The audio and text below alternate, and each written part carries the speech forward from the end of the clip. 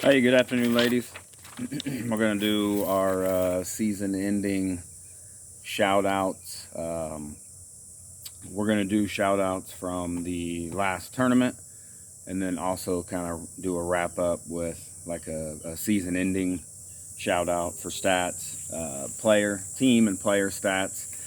And then we're going to do three things. So that was the first one. Then the second thing I'm going to go over after we get through all the shout outs and team and player stats is I'm going to go over some just general housekeeping topics and notes. Good time to farm up a few things and readdress a few things excuse me, before we get into the next season. So nothing major there. And then the last thing will be discussing a few objectives for next season and kind of what to look for there. So I'm going to try to talk fast, try to go through this excuse me, relatively quick. We have from the last tournament which was outstanding. That was a really fun tournament, but some things that stuck out there would be scratching out 2 wins. We didn't really talk much about that, but these big time showcase tournaments, we're still in a position where getting a win, is an achievement for us. And then we went and got 2 in that last tournament. So 2 claps. That was good. That was progress. The other thing is we won an 8 a.m. game. And I know we circled that wagon numerous times, so we don't have to do it now, but 2 claps for that. That is some noticeable progress there. I'm going to try to burn down through this. We're going to start with offense, with batting. What I did was went to Game Changer and basically drew a line at 300 on batting average. So anybody at 300 and above gets a shout out. That gave us 7 names, so 2 claps there. Maddie Mendez, you were leading at 750 for that tournament. Right behind her was Miranda at 667. And some of y'all had more at-bats than others, okay? So let's be, mature. Let's recognize that, going up to the plate 3 times versus going up to the plate, 10 or 12 times and producing a number is certainly different. So I want us to be able to understand that. But again, anytime something is recognizable, I think we should do that. So again, Maddie Mendez led us there at 750. Miranda was second at 667. These are incredible numbers, by the way. Miranda had 8 hits, 10 RBIs, and 2 claps for joining the home run club. Great job there. Right behind her was Ellie at 412. She had 7 hits, 5 RBIs. Right behind her was Winter coming in at a Winter and Fergie coming in at a smooth 400. That's really, really, really good. Winter, you had 6 hits. Nice to see the consistency there. Audrey, 2 claps. Finally, you as well. Welcome to the home run club. The looks like 4 hits in addition to that. And then Brooklyn and Kylie were tied at 333. So great job there. Our team batting average for that tournament ended up being 331. So, we've consistently talked about a goal of being between 325 and 350, to be competitive. And again, we're closing that gap. I'm going to go through the season stats and show some numbers there as well. Pretty motivating. You guys are doing good. We need to have good batting averages to be competitive. So that was the batting. Those are the 1, 2, 3, 4, 5, 6, 7 girls that finished above 300 for that tournament. Stolen bases. Ellie had 4 and Chloe had 2. So, that's not some sort of blow your hat off number, but I guess it needs to be recognized because, stealing bases at this level is certainly a lot more risky, than it has been. And then we go to these showcase tournaments And, you know, catchers are even better. So, again, great job to you two for having 4 and 2 on the stolen bases. And both were at 100%, so nobody got tagged out. Fielding. I drew a line at 850, and anybody above that made the shout-out list. So that actually gave us 8 names. So that's good. That's incredible to have 8 girls fielding percentages above 850 in that tournament. So we're going to start off with Shay, Brooklyn, and Emma De La Fuente were all at 1,000 with 0 errors. So, you know, obviously that's what 1,000 means, but we certainly wanted to recognize the 0 errors. And, you know, the total chances that those 3 had, I mean, they weren't a lot, right? So it's not like, you know, 0 errors on 25 attempts. But it's still recognizable because there was 2 attempts, 3 attempts, and 8 attempts with no errors. So great job. And then coming in at 941, Mrs. Audrey Ferguson. Holy cow, girl. Your defense that weekend was unanimously noticeable from us coaches, you know, and I think there was a lot of words that we were using to describe your play, but, you know, fierce, on fire, motivated, reactive, gritty, all of those things. So, you know, you've done a really, really, really good job, Audrey, of finishing the season strong. You were met with some challenges in the middle of the season. You took those head on, overcame those, you know, kind of got control again of the things you wanted to have control of, and finished, you know, and finished. So again, 2 claps, 941 there. You had 1 error on 17 total chances. So that's absolute boss play. Absolute boss owning that hot corner. Right behind her is Miranda coming in at 889.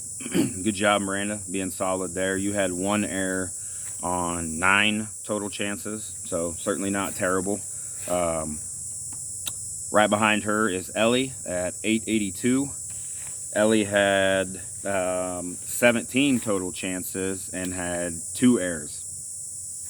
And the winner was right behind her at 867.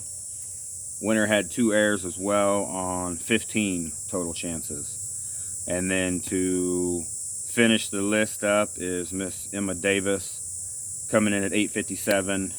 She had 1 error on 7 total chances. So, and Emma, you know, one thing I'll say there, you know, I get the benefit of saying this stuff, but really the sentiment is from all of the coaches. You know, everybody has been hurt at some point in time. Everybody's had to work through something or whatever, you know. So I'm certainly not trying to make, you know, your scenario more important than anybody else's. But one thing that I will certainly tell you is what we really learned this year about you is we found a deeper level of grit. And what's interesting is I think your bond with the team kind of like brought out and deepened what your level of grit was. And then those 2 things started, you know, helping each other. So, you know, we've learned, Emma, that you're pretty important. You're a pretty important puzzle piece for us, regardless of whether you are in a jersey playing or not. So a couple things there. The coaches want to say thank you for, you know, being that girl. Natural born leaders like that, you can't make those. Those are, you know, natural. So great job there. And then having the grit and resilience to be around, you know, and participate, and not be a Debbie Downer about anything was good stuff. I know you've been dealing with a lot lately, so, you know, get your rest. Again, like we said last time, get your rest, and we'll see you on the other side. But didn't want to tell you that. And then wrapping up, the team fielding percentage was at 833.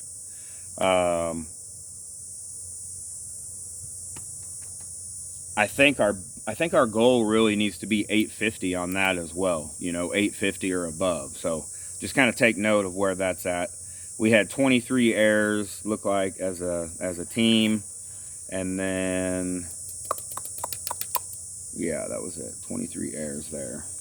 So that pretty much wraps up, the tournament stats for team analysis as well as player analysis. You'll notice I'm going to say a couple awards that we've come up with, just things that we've noticed as coaches that are noteworthy, and so we just turned them into a fun little award. And for that tournament, we're going to award our Dugout Divas award to Lacey and Maddie. There's something about being able to get a dugout going and cheering and it actually not be annoying, and it be supportive and fierceful and fun. And you guys certainly learned how to turn that volume up. So great job, Dugout Divas. All right, I'm going to move on to season stats, okay? Again, went on Game Changer, boom. All the games are there. Go to the bottom, see the season. So one of the things I'll say is that, in looking at our record, we played 32 games this year. It feels like we should be at 500, so I certainly think there's some games. We're 10 and 22, I think. I think we're a 500 team. I think we let some games slip away from us, certainly that if we had the chance to be in the position again, that we wouldn't let it slip.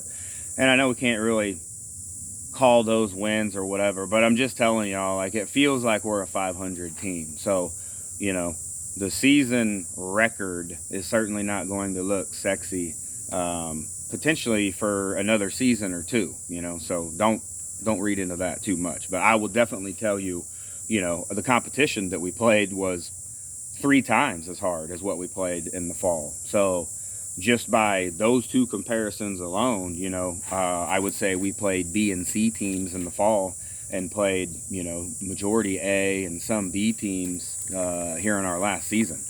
So even with that elevation in competitiveness, we still did good. So I'm just going to say we're a 500 team.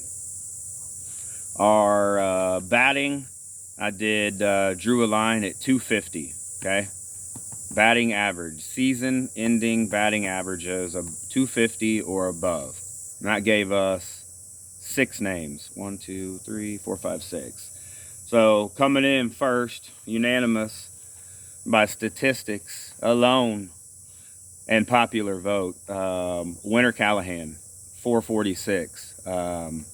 I bet that makes your dad feel real good. You've been taking lessons with Ashley Perez for a while. And, the beauty of this is, that was a joke, by the way, but the beauty of this is, Winter, those lessons are paying off because we're establishing deep muscle memory grooves into a swing when you didn't really have to think about it. And so then when you got into the game and were supposed to be thinking about it, you didn't, you had muscle memory and you were hitting your grooves. Very, very, very consistent. So you had, I believe you led the team in hits as well with 25 hits, 16 RBIs, finished with a 446 batting average. So outstanding job there. Stay committed. Okay. I want to see more of that in this next season. It's going to be where those line drive doubles are going to keep carrying, and they're just going to keep going. That's your next focus, is keep driving that ball a little bit farther. All right. Sorry, getting the blabbing here. Right behind Winter is Ellie, finishing at 407. She had 22 hits and 19 RBIs. Great job. Ellie, I really want you to focus, over the next few weeks on refining, the hands or the hip or something. Okay, so maybe we go back to Ashley and tune that up. But if we eliminate your pop flies, your numbers go through the roof, and that's a very, very good and productive thing. So that's your mission, is to refine that little hitch. So A, I don't have a heart attack on another pop fly, and B, so it's more productive. Your pitch selection was really good, or has gotten a lot better. So, we just got to cut out that last freaking thing there. But anyway, good job, 407.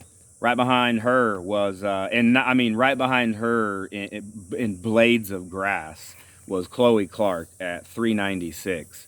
I think you were actually at 400 or maybe even above 400 for the majority of the season. So for all practical purposes, you're above 400. But you finished on the books at 396 with 19 hits. CeeLo, your bat really came around this season and became, a dependable staple for us. So 2 claps for you. I know you put in a lot of hard work. I know you take a lot of reps. Stay committed to it. That's got to be motivating and positive, to be in that top 3. So I expect you to be there in the summer. Right behind her is Miranda coming in at 343. Miranda, I think we all love your bat, and quite frankly, I'm scared of it. I'm sure the other girls would say that too if they had to go play third and you were up. But you finished at 343, had 12 hits, 15 RBIs. I want you to stay focused, okay? You're going to have a specific job to do in the box, okay? That's the easiest way to say it. And you did a fantastic job of doing your job. So in the summer, in the fall, when we fire back up again, don't change it, okay? The mentality for you stays the same. We need stand-up doubles, or maybe even a couple frightening triples, whatever. I'll take the frightening triple. But the stand-up double has got to be something that you make your money on. And I know we certainly started depending upon it in terms of roster design and all of those things. So incredible bat. Stay with it. We love it. Great job. Right behind Miranda is Emma De La Fuente. Emma, your bat really came alive, this last part of the season. So that was a great, a refreshing surprise for us to see. What we would love for you to do is to keep refining that. We find just a little bit more power in that delivery, and you've got doubles as well. So great job. The swing looks good. The mechanics look good. The hands look good. All that stuff. So great job, Emma, coming in at 300. She had 6 hits. And then finishing the list is old Fry, coming in there at 255 with 14 hits. So Fry, I know you put in a lot of work too. Take a lot of reps, okay? Stay committed. You're on the list. I know you are super pissed that you didn't get your out of the Parker. But let's be mature about that, and I want you to use that to absolutely fuel you to come back in the fall, and let's get that dinger. Let's get it out of the way in game 1, okay? I know it's going to go out. Keep working. Appreciate your hustle. Appreciate your drive. Appreciate your grit.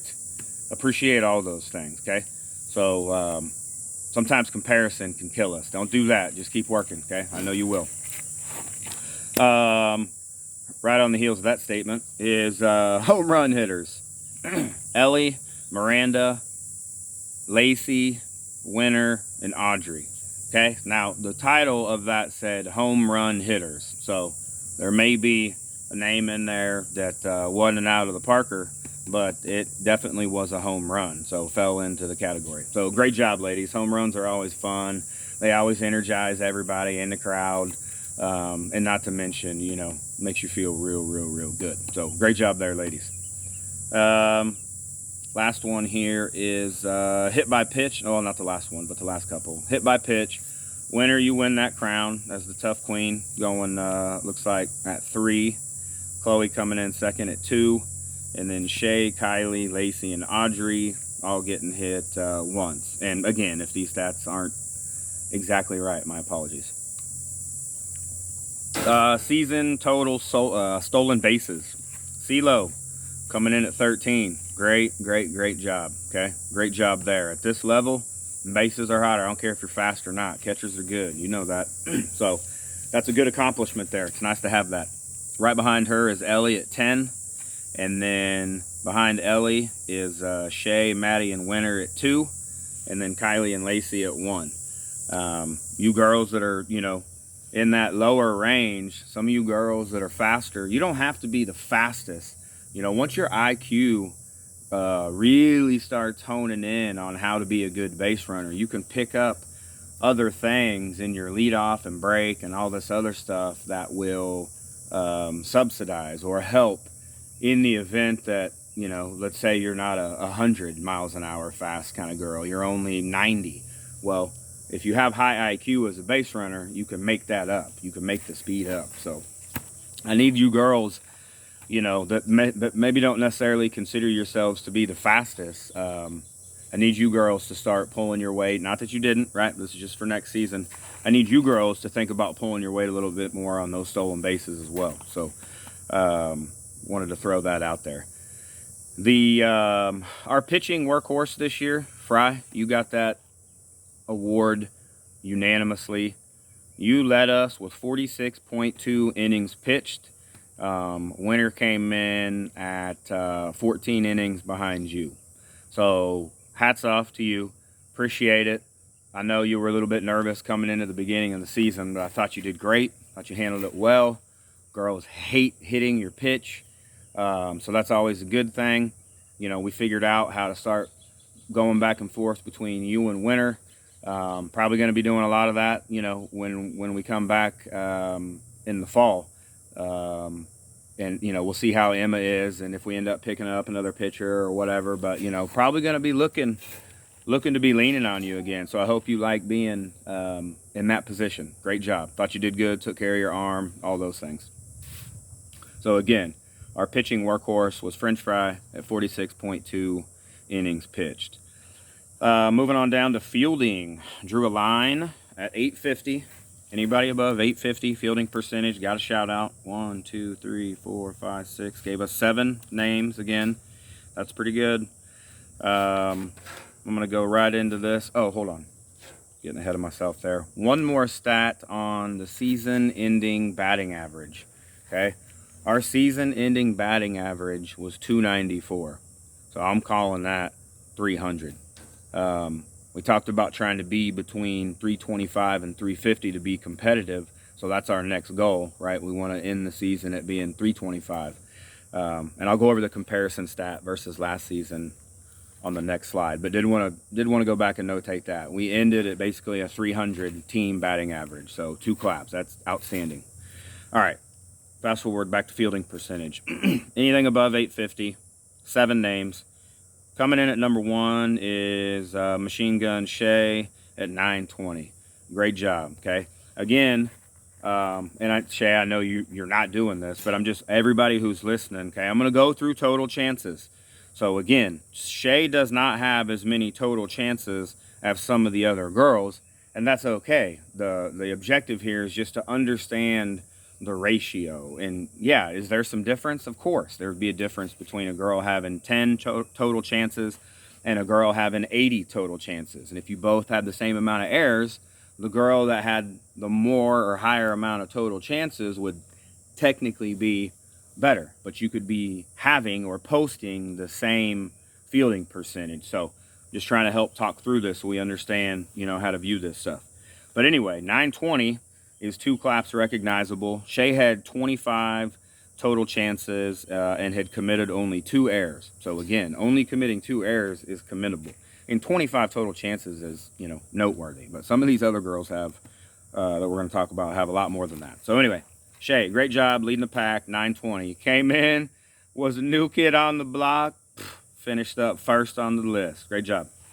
Right behind Shay is Ellie, finishing at 907.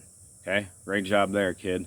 And she had 43 total chances and had committed only 4 errors. So again, great job. I think we're pretty impressed. I think, you know, unfortunately for you, it's kind of come to be expectation, and you got to be tough enough to handle that and a hard enough worker to be able to execute on those expectations. So great job there, 907. Good job, Ellie. Right behind Ellie, Miss Audrey Ferguson. That's my girl, Audrey, coming in at 875. Audrey had 64 total chances and had committed only 8 errors. So great job there. Right behind Audrey is Winter, coming in at 863. I feel like this is a typo. No, I'm just kidding. Winter had 80 total chances and had committed only 11 errors. Great job there. That's a lot of TCs. Right behind winner is Emma Davis, coming in at 861. Okay, great job there. Emma had 36 total chances and had committed only 5 errors.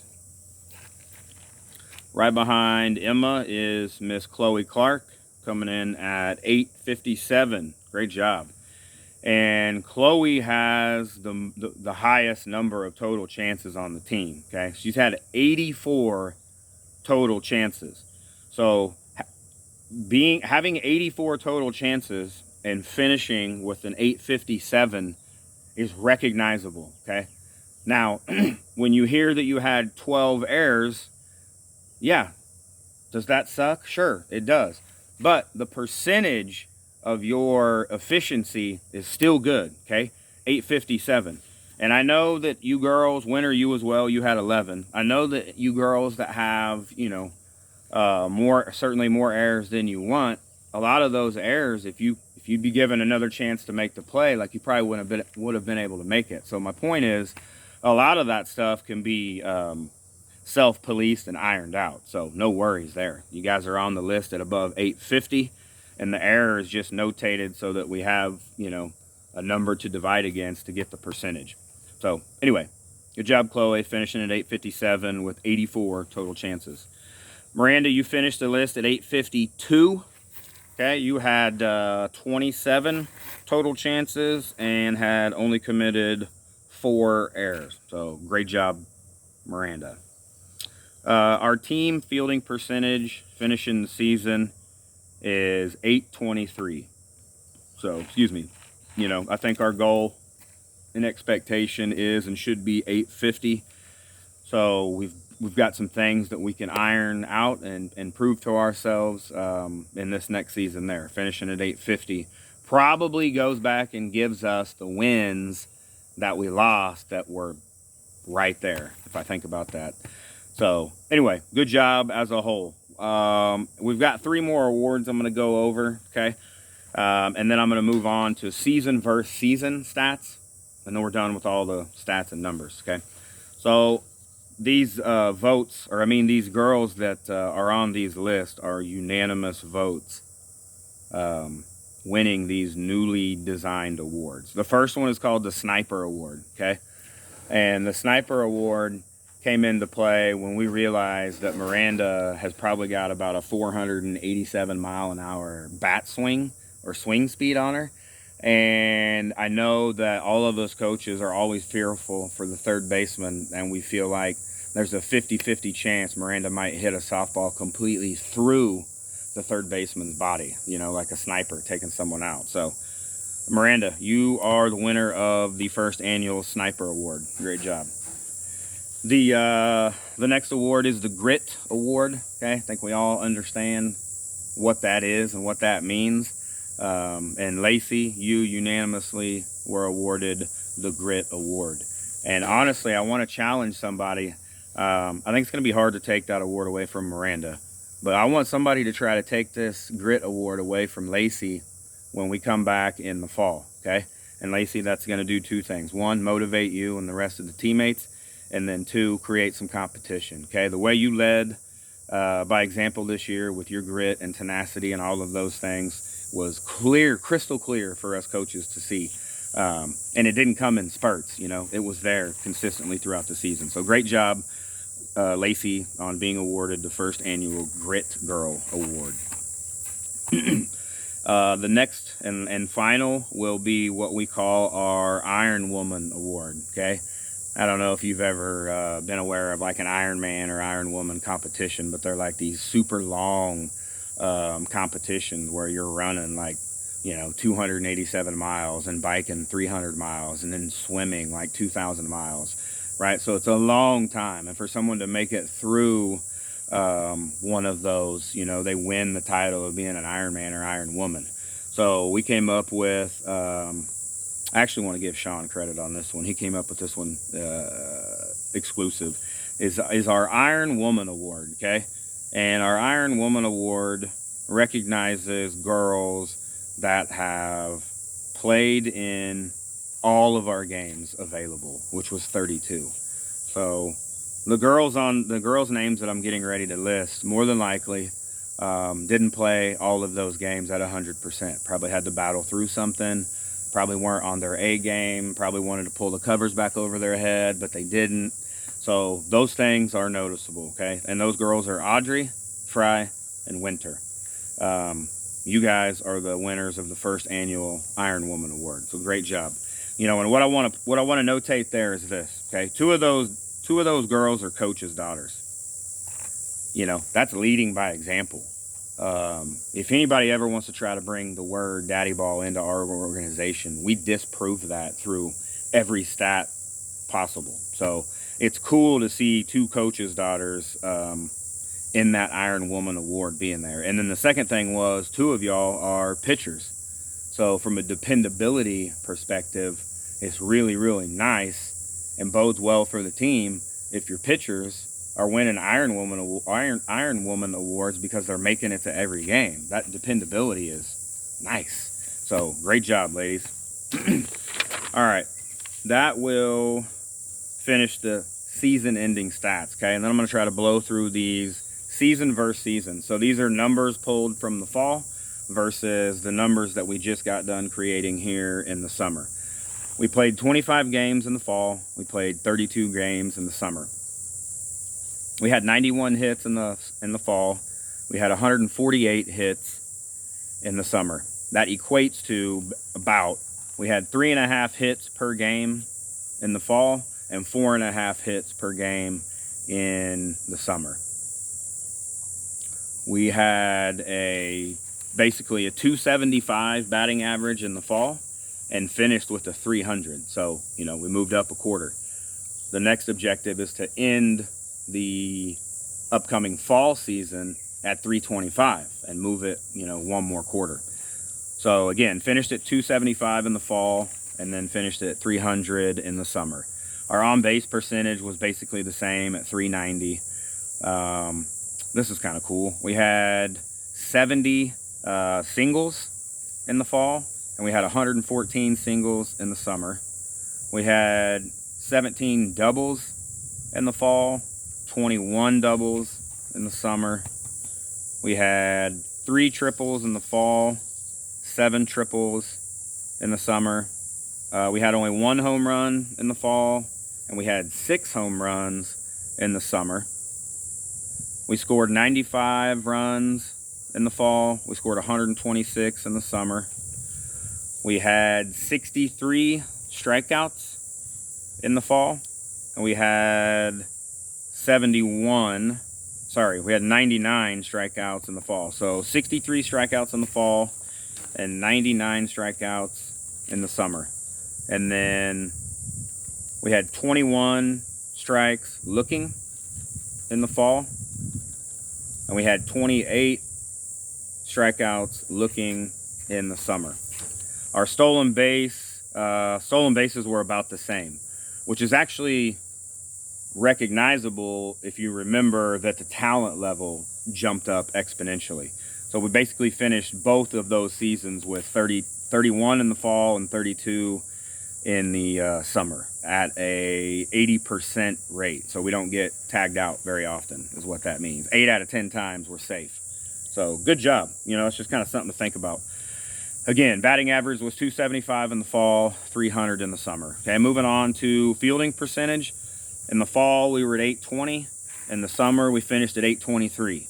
Okay, so, you know, again, it's recognizable because we jumped up in competition and talent level, meaning who we were playing against. Those guys were a lot better than who we were playing against in the fall. 68 errors in the fall, 101 errors in the summer. That basically equates to about 3 errors per game. Okay, so our goal really needs to be to get that number down to, you know, 1 or 1.5 in the summer. And that gives us those wins, you know, that we should have had, which would have made us 500. You know, kind of all ties together. We had 6 double plays in the fall and only 4 double plays. I say only, but again, better talent. We had 4 double plays in the summer. So great job there, ladies. pretty good. Like we said 100 times, you know, us coaches feel satisfied. We feel like we've got noticeable progress. We're literally tracking everything now, and it feels good. It feels like we're structured and ready to really keep making some leaps and bounds here. Next thing I'm going to do is go over housekeeping. Okay, housekeeping items. These are conversation topics. These are noticeables that I just wanted to go over again because it's that time. It's the end of the season, so just hear me out. Okay, stick with me. I got, I don't know, 4 or 5 things here to talk about. All right, and the first one is this. Okay, and I humbly want to come back and address a scenario that happened at the beginning of the year. And, you know, we don't need to talk about names and finger point and all that because that's not where my message is going. But I want to talk about glitter, okay? Glitter, eye makeup, ribbons and bows, all of the girly stuff, okay? The frustration was never about and will never be about the glitter itself. As a head coach, my number one priority is to make sure that as young women, we are maturing at the pace we need to mature at. And in doing so, we sometimes painstakingly have to realize that there is an appropriate and an inappropriate time to focus on certain things. So I know I may come across as a, you know, hard ass or I'm, you know, whatever. I'm not trying to be. I don't necessarily spend a lot of time, you know, in that emotional space with the feel good stuff, right? So that's not my cup of tea, but I don't despise it. And my point to y'all is this: I love every single one of you, okay? And if y'all want to wear glitter from head to toe, glitter is not outlawed, okay? What is outlawed is if you show up at the time you're supposed to, which is when we warm up, and then you want to participate in a deep session of glitter or eye black or ribbons and bows or whatever the case is, okay? That's not condonable. So what is condonable is for you to understand as an athlete, if those are the things that you want to incorporate into your gameplay, I love it. Please do those things on your time. And when you get to the field and we have our hour warm-up, that's the team time. That's my time, our time. So I want rituals and all those other things to just simply be done before we go to work, okay? And we don't need to talk about that instance. I'm not trying to, you know, be descriptive. There was just a scenario where, you know, I think the intended message initially was received a little hot, like I hated glitter, and that's not it. You know, I think as you parents and players get to know me more, I'm about the structure and the routine and the things that create results. Okay, I don't despise all those other things. I'm just not involved in them. So I wanted to humbly address that and let every single one of you know you are welcome to wear whatever you want to wear. Just make sure that your time is your time and our time, my time is your time, or however I'm trying to say that. You know what I mean? So anyway, love you guys, and certainly do not want to be labeled, you know, as a coach who's trying to be so headstrong about a program that he can't have fun. And I think if you players would tell your parents, I'm actually pretty cool. Like, I'm pretty fun at practice. We can have a good time. I just don't allow, you know, us to get off trail very far. That's it. So, and if you haven't, please tell your parents I'm cool. Next thing, okay, we're done with that. Next thing is, this is a kind of a multi-layered topic. Heard some players and honestly some parents questioning reasoning and mentalities and all of that type of stuff. So I thought it would be a great time to address that. What defines more playing time, versus not, okay? So what defines playing time? And then right on the heels of that would be, what dictates girls getting pulled out of a game versus not, okay? Both very valid questions. My apologies, I guess, for not audibleizing and maybe speaking to some of this stuff earlier or louder. I feel like we have, but, you know, just to go over this again, Playing time is earned ultimately by your IQ and execution rate in practice. Everybody wants to talk about the games. And I really need everybody to understand the game is just an event. Like, yes, that's where we're tracking stats and all of those things. But when we're at practice, those are the times where I and the coaching staff am analyzing those elements, the IQ and the execution rate. Okay. So inside of the execution rate are a number of factors: attitude, effort, intensity is one that we've had to talk about. So IQ is huge. You know, you can be a very, very, very athletically talented athlete, but if your IQ is low, you're not as effective as you might think you would be.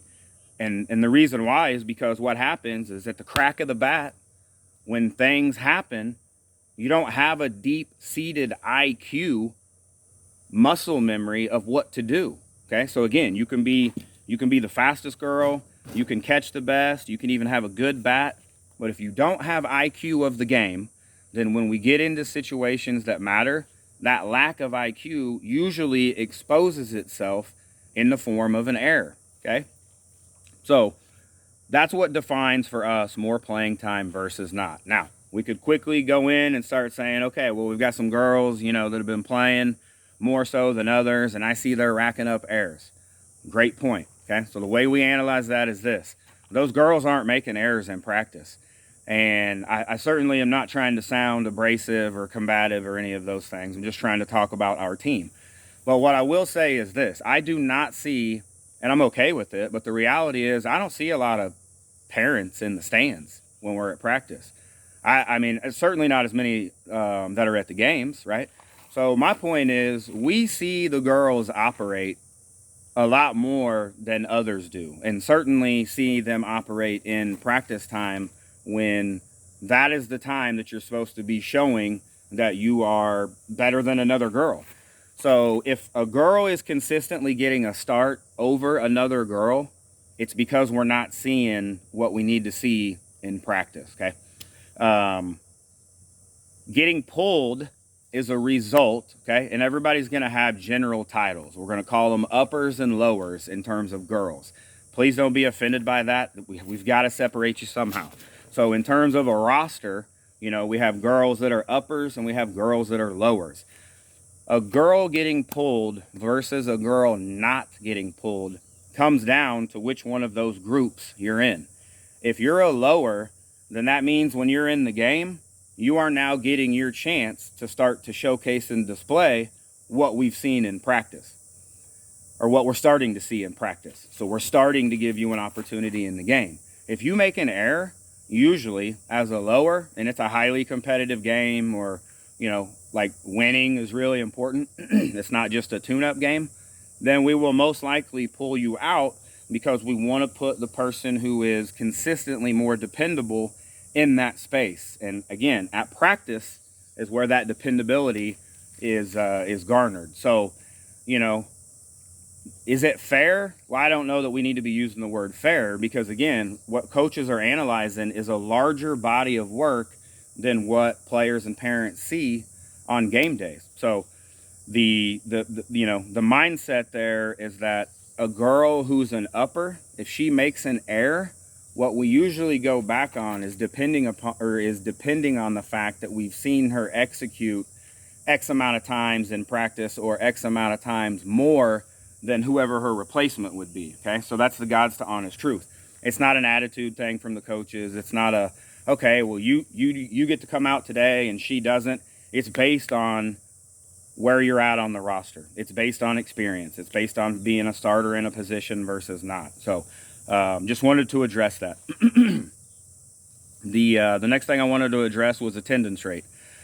At last look, I'm pretty sure I'm within, you know, a few percent in being accurate, but I believe we're right around 80% attendance rate. That's really, really, really good.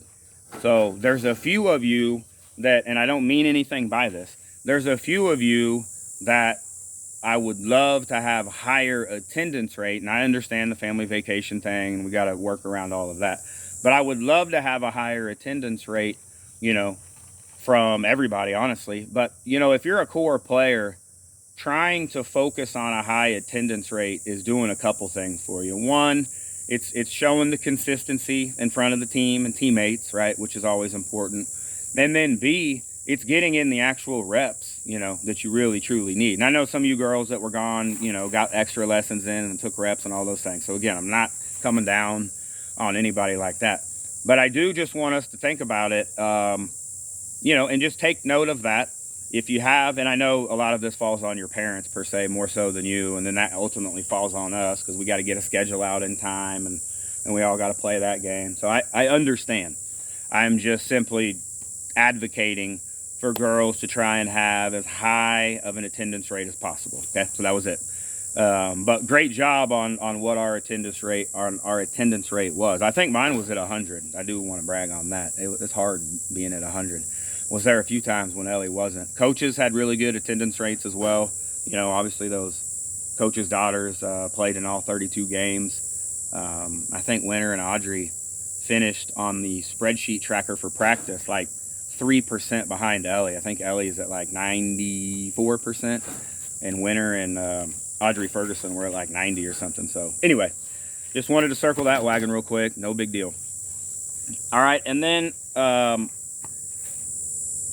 you know, really, as far as our environment goes, right, our team environment, I need you guys to understand something. We are trying to stay competitive. There won't be one part of the season where we regress or go down or, you know, just take a couple laps on the merry-go-round to have fun. That's not the intention, okay? So the intention for us coaches and what we've all agreed on as a program focus is we want to maintain the highest degree of competition possible. So every season we will be doing the tryouts. You know, I hope we get to a point where, you know, we are staffed. You know, we're not trying to have 25 girls on the roster. We're certainly not trying to do that. But what we have learned is that, you know, a 15, 16, 17 number is not outrageous. And if we can get, you know, enough girls in that environment that are highly competitive, then that does really, really good things for us, like inside of our own little bubble, internal competition. So I just want to be, you know, forthcoming with what those intentions are. I think currently we've all, at last conversation, all of us coaches agreed that we were going to look for another catcher, another pitcher, and another middle infielder. If you're one of those positions, don't gasp. Like, we need another one of those positions. You know, Emma going down this year was tough because she was a huge part of our overall pitching strategy. And again, nothing against that, Emma, just that's the reality of it. So, you know, we're trying to pick up 3 more studs. We're going to have them come and attend some tryout stuff. We're going to put together some different things. But, you know, the whole mindset here is we've got a few girls on our team that are sharks. Like, they want to win. They want the best of the best of the best of the best. So I appreciate that.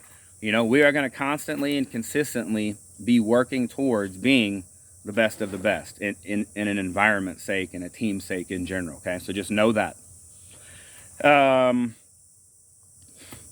This is an interesting one for me, and I want to say this lightly. Okay, I don't want anybody to get offended or take things personal.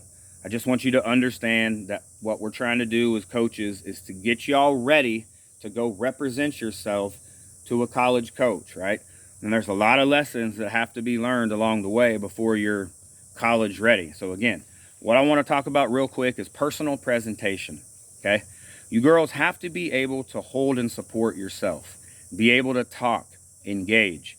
There's nothing more frustrating as a coach than pouring into an athlete and never getting anything back. No feedback, no conversation, like nothing of any depth, right? If you are in general, okay, and I'm not picking on any one person. I could probably name 5 names. So again, I'm not picking on any 1 or 2 girls. But, you know, if you present to your coaches timid or quiet or shy or reserved or all of these things, it's going to be a first impression. And there's going to be coaches recognize that right off the bat. And it's nothing against that, all right? I'm not talking about someone being quiet versus loud. What I'm talking about is not being able to have a strong presentation for yourself. Be able to ask questions and engage in conversation. And be able to speak holding yourself in front of someone, maintaining eye contact, presenting information, answering questions. You have to be able to do those things, or, you know, the reality is this. If there's 25 girls lined up and you guys are all the exact same in talent level, if I've got 5 of you that are, I'm not going to say the word scared because that's not appropriate, but if I've got 5 of you that are super reserved, super quiet, very non-engaging, it's going to, and I had to make, let's say, a list on who's playing or even cuts. The reality is the reserved, shy, non-engaging personalities get thought of second. I'm not trying to do anything other than bring attention to the fact that, so over the course of time, you'll notice, like, our body of work as coaches is constantly putting y'all in scenarios where you're learning how to do that. Having something to say at the end of a practice, okay? The first time I did that, 3 of you guys said something. Now, 25 times later, everybody has something to say, okay? So that's a lesson. You got over that. You learned how to present. So my point is, I'm not trying to be negative at all, but I want you to understand, you have, as women, okay, you have to be able to present and support yourself. You have to be able to engage in conversation, okay? So some of you, you know, not toughen up's not the right word, but just understand that that's the next progression for some of y'all from a personality perspective.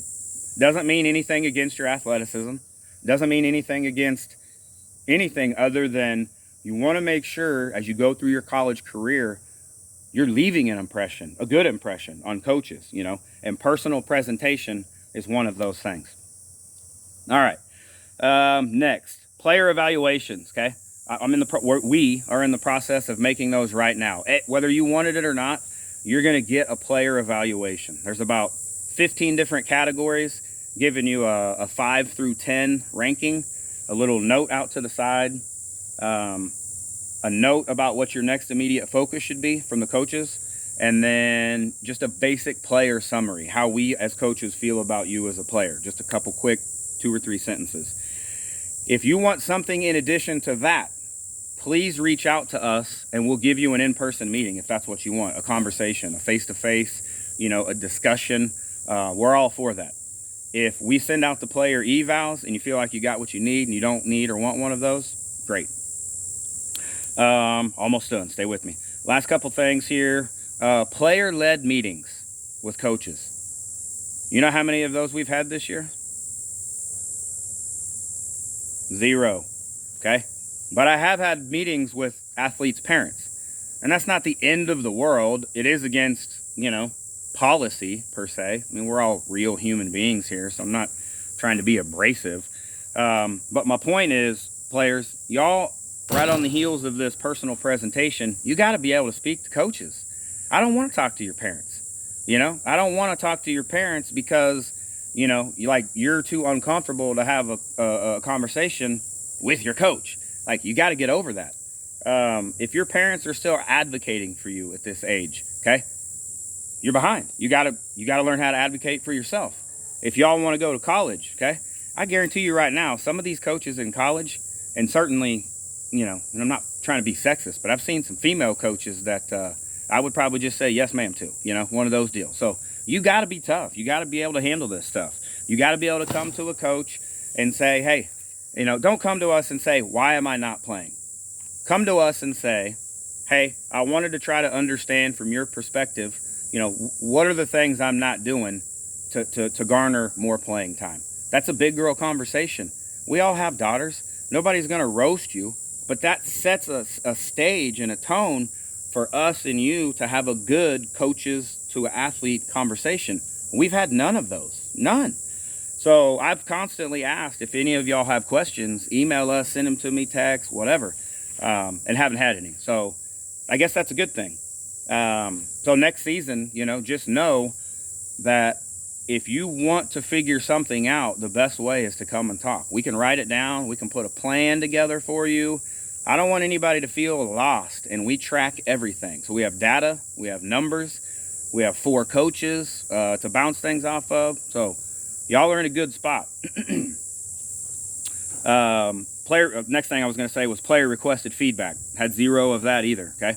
I would love to see all the players be able to advocate for themselves, honestly. So that wraps up the housekeeping stuff. The last, third, and final thing I'm going to do is go over 1, 2, 3 bullet points, and then we're done. This is about next season, okay? So next season, we're going to constantly be elevating, okay? As coaches, we've got to bring in elements to the game that are elevated. One of the next things we're going to do is incorporate wristbands for everybody on defense, okay? We've been in scenarios where, we should have been able to know what Winter was throwing or Fry was throwing or whatever, and we didn't. Only those 2 knew. So if you really want to get to the next level, everybody in the infield and even the outfield needs to know what pitch the pitcher's throwing. Because if Winter's throwing, a changeup or a curve or something of that nature, then the opposite outfielder needs to get ready for a ball trailing off deep, in one of those deals. And that's a lot of times why us coaches are moving y'all, hey, in the games, is because we know what the pitch is going to be and what the general outcome is going to be. Well, if you had your wristband, you would, as soon as the number came in, 2, 1, 6, you would look at it and see, okay, she's throwing a changeup, so everybody's going to scoot up or whatever it is, but we're all on the same page. So defense, we had offensive wristbands this year, so next year we'll incorporate the defensive side of it as well. The second thing is, some of you girls in this off season and even through next season, we got to get some of y'all to figure out another style to your hitting, and I'm just going to call it slappers, okay? As a competitive A team, we need to be multi-dimensional with our hitting. And we're close, right? Like right now, we can hit and we can bunt. But we don't have any of the mid-game. At least some girls can say, oh yeah, I can slap. And I'm not asking for anybody to tell me if they can slap or not. What I'm telling you is we've got to have some girls be able to use the bat in a half or 3/4 sense. Whether that's slapping one down into the turf, whether that's a 3/4 stiff swing, and you're dropping a ball into level 2. We started talking about that, and I was using the word be athletic, okay? Like athleticism over power, contact over power, certainly when you get to 2 strikes. But even in certain scenarios where we're facing a really fast pitcher, if all we can do is take a hack and then bunt, and we don't have anything in the middle, like we're just giving more advantages to the other team. So what I want us to focus on as a team is to bring in another dimension of our hitting capabilities by having some sort of slapping element to, 2 or 3 of you. So that's that. And then in closing, okay, I already kind of talked about this a little bit with regard to tryouts and stuff, but, just in an effort to be completely transparent, full disclosure, with the roster and with playing time, okay, we are looking to add 2 to 3 A-team caliber athletes, pitcher, catcher, middle infielder. And when I say A-team, I mean, girls that have good bats, 275 and above, 875 and above, 850, 875 and above fielding percentage, pitcher, you're fast, you got control, all that stuff. So my point is, the full disclosure is just to continue to be honest about where we're at and where we're going. And, unless we see some drastic changes in the overall makeup of some of y'all athletically, playing time is projected to be very similar to how it was this past season. That's the full disclosure. That's full honesty. If anybody wanted to have the, well, how much do you think I'm going to play next season conversation, that's my global statement to address that. Whatever it was like in this past season, again, unless we see something changing very drastically athletically, you can expect as a player to have about the same percentage or ratio of time as you did in the last season. And then right on the heels of that is just the recognition that our team environment is going to continue to be very, very competitive. we would like to be, you know, contenders as a legitimate A team, period, all season long. And I feel like right now, we have kind of just settled in to that low level A team, right? Like we graduated out of B and we're in A, but we're like just barely into A right there. I really want us to be competing, you know, at halfway through that A classification, and we've got the dynamics to do it. So, you know, in general, that's not to scare anybody. In fact, it's to do the opposite, and it should encourage and motivate and support a lot of y'all's desire to play softball and be on a legit team. So that's what we're doing there. Again, we'll get out information on what the next event will be, whether it's a you know, a couple scrimmages and we invite a couple of these prospects, or whether it's an open workout. Whatever it is, we'll get the info out. So appreciate you guys. Love you. See ya. Bye.